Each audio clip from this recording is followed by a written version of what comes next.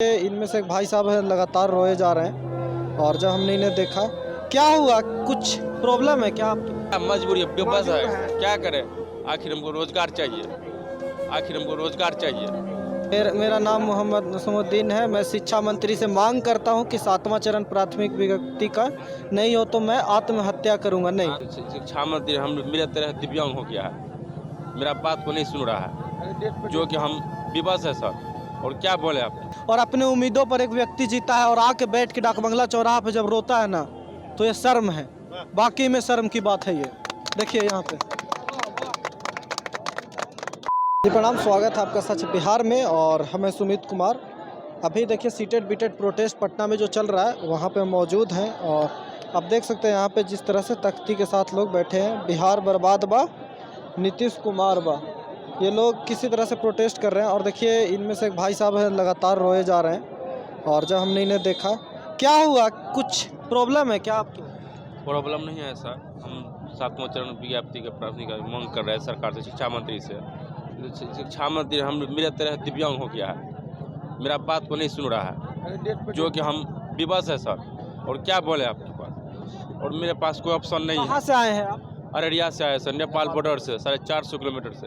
अररिया देखिए सीमांचल से आए हैं। और कल निकले हैं, आज पहुंचे। कल निकले हैं, आज पहुँचे हैं। उससे पहले लगातार प्रदर्शन करते हम लोग प्रदर्शन में है सर। इसमें फिर इस महीने का हर महीने को आते हैं, ये हर महीने को, और आते हैं तो 4 दिन 5 दिन रह करके जाते हैं। ये सरकार यहाँ आने पे मजबूर किया है। ये हम लोग शौक से नहीं आते हैं और ना ही हम लोग को ये करना है। सरकार का अपना जो है ना कुर्सी बदलने में उसको जो है ना सप्ताह दिन में हो जाता है, हम लोगों को विज्ञापति देने में उसको 4 साल लग गया। और हम बता रहे सर, हम लोग का वहाँ आने में कितना रिस्की है, जान का इतना बाजी लगा करके आते हैं। ये दोनों पता ना क्या मजबूरी है, बेबस है, क्या करें।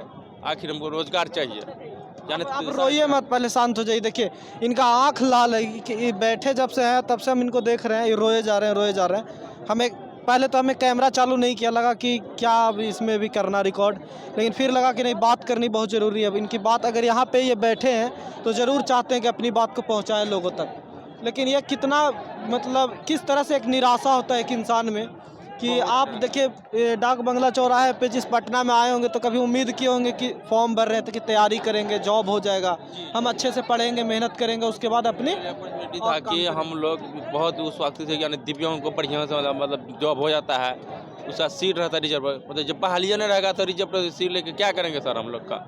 जो हम लोग 1 से 11 अंक ला करके बैठे हुए 3 साल से बैठे, सरकार का राह देख रहे कि अब देगा नोटिफिकेशन, कब देगा, इसका कोई भरोसा नहीं। सिर्फ पेपरबाजी हो रहा है इसमें, और कोई मतलब बहाली का मतलब ये नहीं है, नोटिफिकेशन का कहीं नजर ये नहीं है, हम लोग का नजर नहीं आ रहा सर। कब आप अररिया से चले थे? कल हम निकले थे शाम में सर, आज मतलब सुबह पहुँचे 3 बजे भोर में। सीट लेके आया, लगता है सोए नहीं है। नहीं सर, सो कहाँ पाए सर, हम लोग वैसे मतलब खड़ा होकर के आए, बस में सीट ही नहीं था, आना था हमको। दिव्यांग है, सीट नहीं मिला, खड़े आए हैं। और इनके आंख देख के पता चल जाता है कि ये चाहे तो ढेर परेशान है, नहीं तो सोए भी नहीं है रात भर।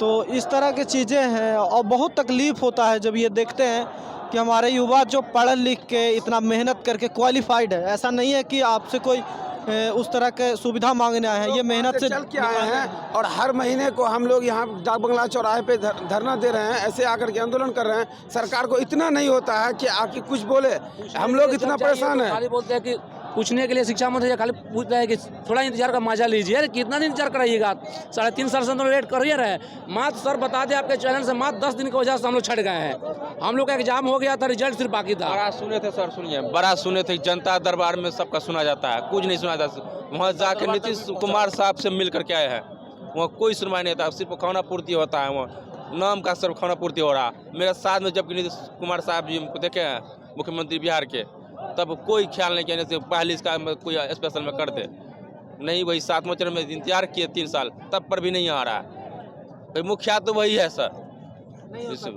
मुखिया तो वही है, पार्टी तो चेंज किया हम लोग का जो सरकार एक दिन में बन जाता है, सरकार उसका बनने में समय नहीं लगता, 24 घंटा में उसका सरकार बन जाता है। और हम लोग का बहाली होने में 3.5 साल लग गया है। आपके जो आपका नाम हम पूछना भूल गए, आपका नाम? जी, मेरा नाम मोहम्मद नसीमुद्दीन है। मोहम्मद नसीमुद्दीन। तो देखिए हुए हैं अभी तुरंत इस तरह से मेरा मेरा नाम मोहम्मद नसीमुद्दीन है। मैं शिक्षा मंत्री से मांग करता हूं कि 7वां चरण प्राथमिक विभक्ति का नहीं हो तो मैं आत्महत्या करूंगा। नहीं आत्मदाह देखिए अच्छा आत्मदाह करूंगा। आत्मदाह नहीं देखिए इस तरह की चीज़ें। सर हम बहुत हिम्मत मजबूत थे सर, पढ़ लिख मतलब इतना है कि मजबूत थे कि हम मतलब हाँ आगे हो जाएगा, अरे सहारा हम रोजगार मिल ही जाएगा। ये मजबूर अब हम टूट गए सर पूरे तरीक़ा से और कोई रास्ता नहीं दिखाई नहीं दे रहा। ये 4 महीना आ गया है, 4 महीना हो गया है, 4 महीना हो गया इसको, अब तक मेरे हम लोग के लिए कोई नहीं, यानी हम लोग का बहाली में कोई परेशानी नहीं है। प्राथमिक विभक्ति का एकदम क्लियर है सर, सिर्फ नोटिफिकेशन हम लोग के निकाल दे उसके लिए आसान है सर। इन लोग यानी चुनावी मुद्दा बनाना चाहता है 24 को। देखिए इस तरह से अगर एक युवा पढ़ा लिखा क्वालिफाइड अगर ये लिखे कि आत्मदाह करूंगा तो एक निराशावादी, इससे मतलब क्या बात है। आप सोचिए ना कि नाउमीदी कितनी बाजी लगा के रहा, हो सकता है हम कहीं उधर मर जाए, एक्सीडेंट हो सकता था।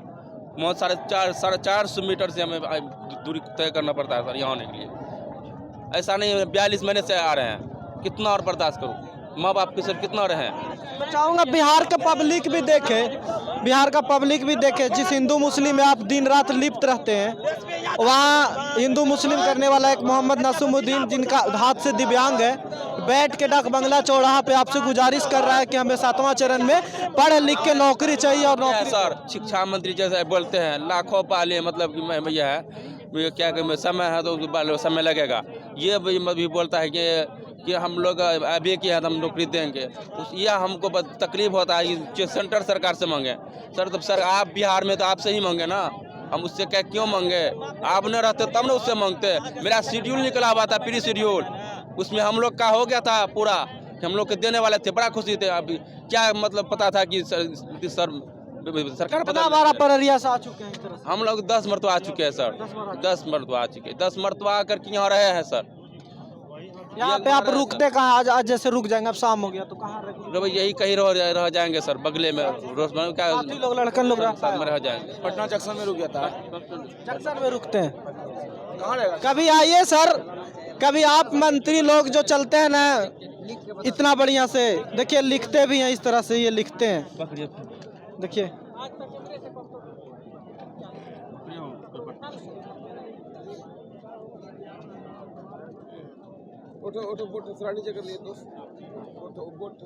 बोर्ड को हटा लीजिए। हाँ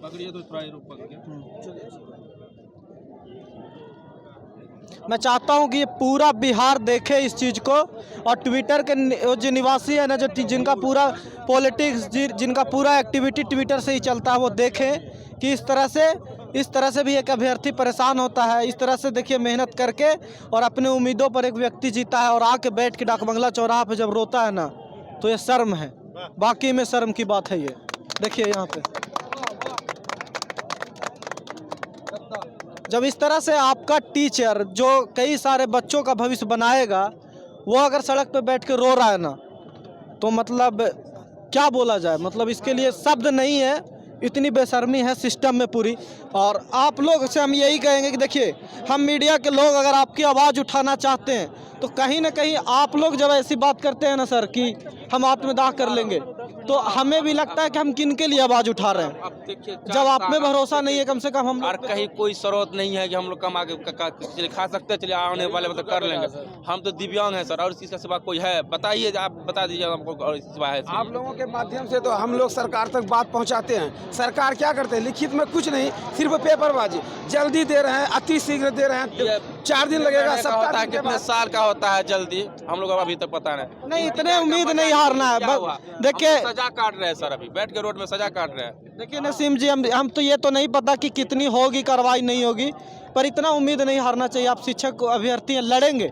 हम लोग बिहार से हैं और लड़ने वाले लोग ने 4 साल से लड़ रहे सर, 4.5 साल से मान रहे इस बात को। मेरा क्या पूरा जिंदगी पढ़ने में लग गया कि हम कहीं मतलब जॉब हो जाएगा मेरा, इतना मतलब उत्साह से पढ़े थे कि हम सीटेट पे भी क्वालिटी इतना मेहनत की 111 अंक लाए कि मेरा हो जाएगा बढ़िया से कहीं, मतलब वही नजर नहीं आ रहा, देखने में कहीं नहीं नजर आ रहा।